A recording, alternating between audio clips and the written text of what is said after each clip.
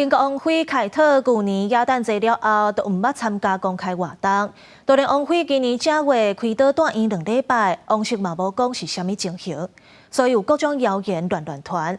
有媒体报讲，凯特王妃去治疗的诊所，有员工想要偷看王妃的病历表，去互撞到。位于伦敦列政公园区的伦敦诊所是一间高级的私人医疗机构。英国查尔斯3世、威尔斯王妃凯特等人最近几个月拢伫遮接受治疗。英国小报每年假报19独家公布，伦敦诊所有员工想要违规查阅凯特的病历资料，佮指出已经有一个人去互掠到，诊所内部也当对此进行调查。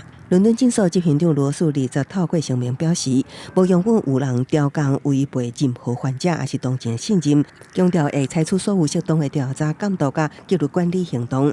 那英国恢复个人资料和隐私保护的单位资讯委员办公室也正式接到违规通报。